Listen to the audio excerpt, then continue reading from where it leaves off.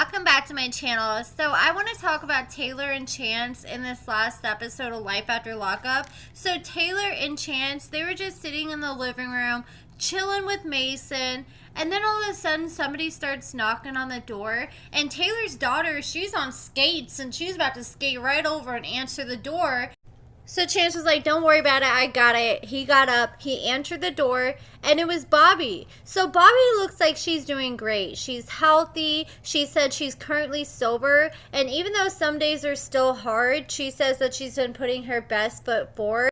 So Bobbi is dating this dude named Scott, and he seems like a decent dude. She said that he's got his ish together. And so I saw somebody in the comments on Facebook ask Tayler, well, how can Scott be that great of a guy if Bobbi relapsed? And Tayler responded, and she said when Bobbi relapsed, this is before she got with Scott, but she said that she's been with Scott for over 10 months now, and Bobbi's been sober the whole time. You know, there were a few things where I'm like, I hope she's sober, because I saw someone post on Facebook where she was getting messages from Bobbi where Bobbi was saying, hey, I need $4 here, I need $10 here, and she's like messaging her every few weeks asking her for some money, claiming she needed it for gas to make it to work.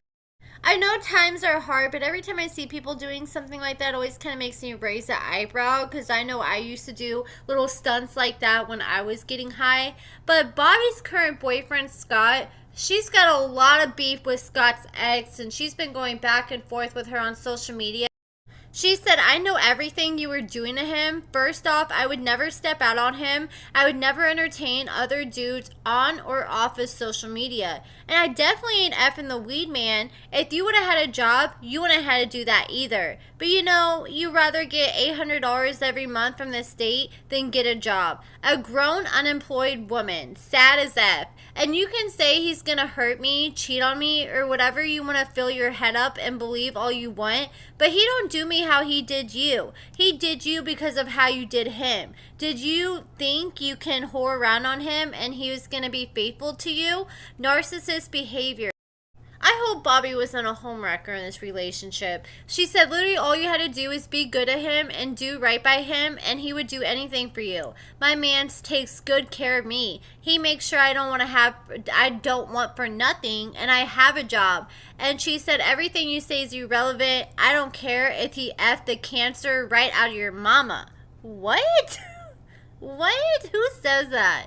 She said that sounds like a you problem, not an I problem. Anything that doesn't have nothing to do with me, I don't care about. So keep on making dumb statuses. You're literally making the statuses about my man trying to do what? Because I don't care. We have a good relationship. He's not trying to effort anybody around me. Maybe you just weren't enough for him, and judging by your you know what, never mind. I'm not getting blocked on Facebook for making truthfully statuses. Last time I tried to write something, it was cold-hearted as F, and I got blocked for 24 hours. But go ahead, keep on making statuses with your ugly, weird-shaped body self. Looks like you're sucking your butt in, trying to stop from crapping all over the place. Like, for real, your body is so nasty. And she said, you act like a little kid. I swear, disabilities and slowness run in your family. Okay, that's a little out of pocket right there. And she said, I seen some of your friends, and it looks slow, and, you know, she said the R word, you know, like when people used to use in the early 2000s, you know, it kind of sounds like restarted, but take out the S. And she said, even your poor kids want to get away from you. So things have been getting pretty messy between Bobbi and Scott's ex. So when Bobbi walks in, Tayler was like, you know, you notice anything different? And Bobbi was like, well, it definitely looks different around here. It looks like the whole house is under construction. So Tayler decided to take Bobbi on this little house tour, and she shows her the girl's room.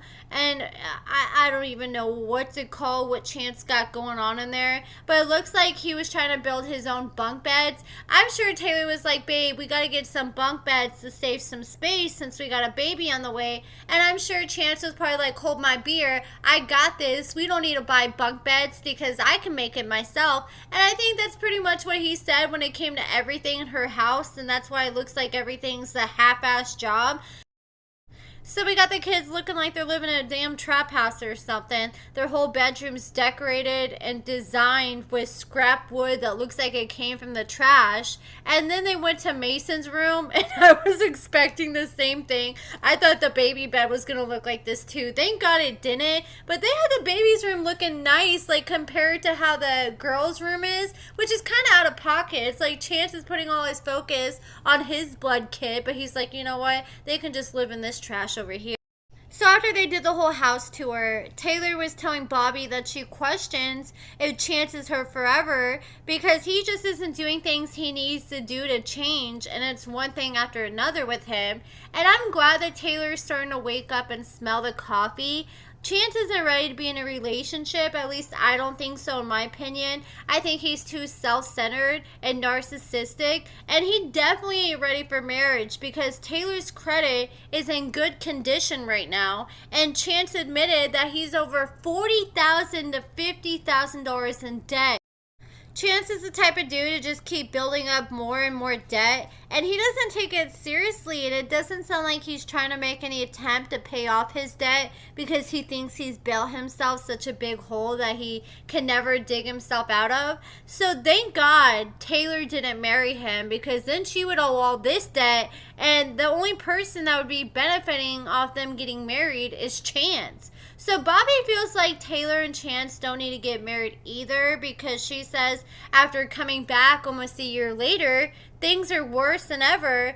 So Tayler was like, I don't know if he's my forever, and I don't think he is at all. I think Chance is more of a lesson than a blessing, and he came into Taylor's life to teach her what she doesn't want from the guy that is her forever in the future. And I just hope she applies the lessons that she's learned from her relationship with Chance to her next relationship, because if you just continue to be passive, that's just going to get you walked all over. So then Bobbi announced to Tayler and Chance that her and her boyfriend Scott are engaged and they're going to get married soon.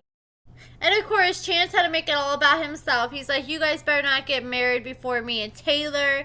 And it's like, why would she marry you? The only benefit of them staying together at this point is just for them to be on another season. And Chance helping with the baby here and there. But besides that, I can't think of any positives. And hell, Tayler had someone to help with the baby and clean the house before Chance came in the picture. And that was Bobbi until he kicked her out. So then they all go outside, Tayler, Chance, and Bobbi. And they're working on this epoxy table for this lady. And Chance is talking about how hard it is to start a business when you don't have money for materials. And I'm just like, why don't you get something stable, like an actual job? I would be so mad if my man was putting all his energy into a side business instead of doing something that is guaranteed money, because so far they only have one client, and that's only going to get you guys by so far, and the business should just be a side hustle until they're able to build it up. He should be trying to do something to at least make sure they're paying the rent.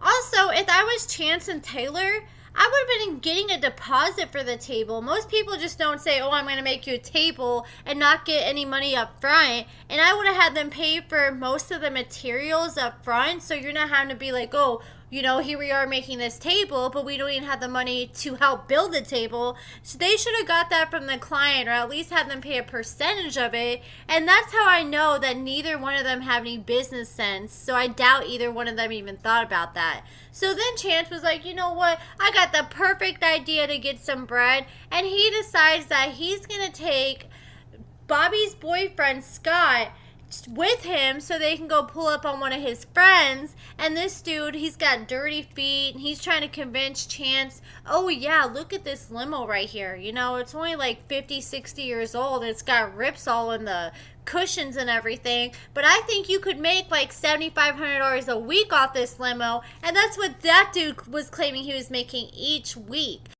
He tried to say, oh, you can charge $250 a person and you could be making bank. And he said, I make $7,500 a week and I take home like $800, $900. I'm like, man, this dude is all cap. And this ain't no real friend if he's going to sit here and lie to Chance and tell Chance that this is a good idea.